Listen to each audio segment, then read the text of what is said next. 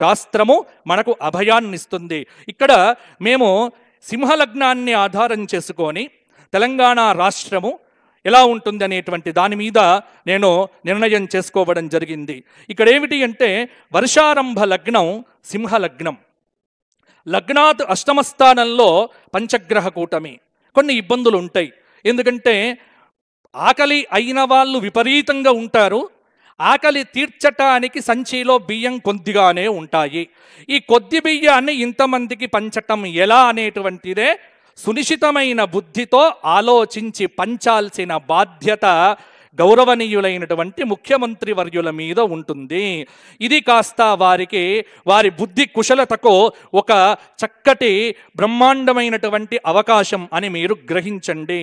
అలాగే కొన్ని ఇబ్బందులు ఉంటాయి, తుఫానులు, భూకంపాలు అప్పుడప్పుడు పలకరించవచ్చు. లగ్నాధిపతి అష్టమస్థాన స్థితి వల్ల ఆర్థిక భారంగానే ఉంటుంది. అన్నీ ఉన్నాయి కానీ పైసలు కొంత కావాలి. అందుకే వసుహు అంటే సంపదను తీసుకొని వచ్చింది ఈ సంవత్సరం. కాబట్టి మీరు ఎలా చేసినప్పటికీ ఈ సంవత్సరం డబ్బనేటువంటిది ప్రజలకు వస్తుంది. ఈ సంవత్సరం ఒకే ఒక్క వాక్యంలో నేను చెప్పబోతున్నా, ఏమిటి అంటే ఈ సంవత్సరం ప్రజలైతే సంతోషంగా ఉంటారు. ఎందుకంటే చెప్పేవాడు కూడా సంతోష్ కుమార్ శాస్త్రి కాబట్టి ప్రజలంతా సంతోషంగా ఉంటారు.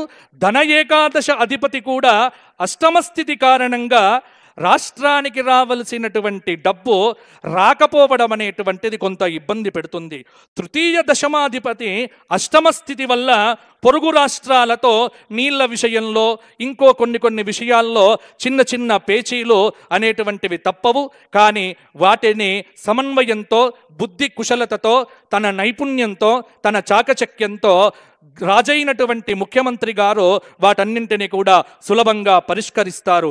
చతుర్థ భాగ్యాధిపతి ఏకాదశ స్థితి వల్ల అకాలమైనటువంటి వర్షాలు కురుస్తాయి, ఎండలు ఉంటాయి.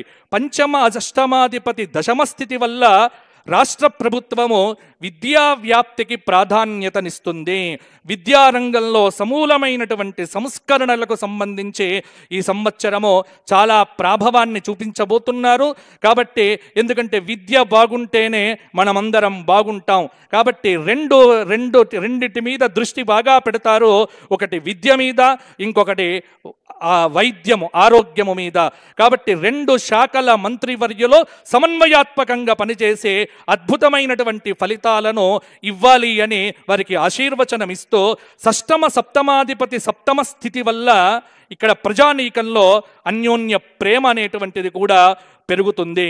ఇంకొక మాట ఏమిటి అంటే ఇక్కడ తృతీయ దశమాధిపతి అష్టమ స్థితి వల్ల, చతుర్థ భాగ్యాధిపతి ఏకాదశ స్థితి వల్ల అన్ని విధాలుగా కేంద్ర ప్రభుత్వం నుంచి రాష్ట్ర ప్రభుత్వానికి ఖచ్చితంగా రావలసినటువంటి వాటిని తన సామర్థ్యంతో తెచ్చేటువంటి ప్రయత్నము ఎప్పుడూ కూడా చేస్తూ ఉంటారు. అలాగే పంచమ అష్టమాధిపతి దశమ స్థితి వల్ల రాష్ట్ర ప్రభుత్వము సంక్షేమం కోసం వివిధ కార్యక్రమములు చేపడుతుంది. కొన్ని అనుకోని సంఘటనల మూలంగా కొన్ని ప్రతిఫలాలనేటువంటివి అక్కడక్కడ అందకపోయినప్పటికీ కూడా ప్రజలందరికీ కూడా సమర్థవంతమైనటువంటి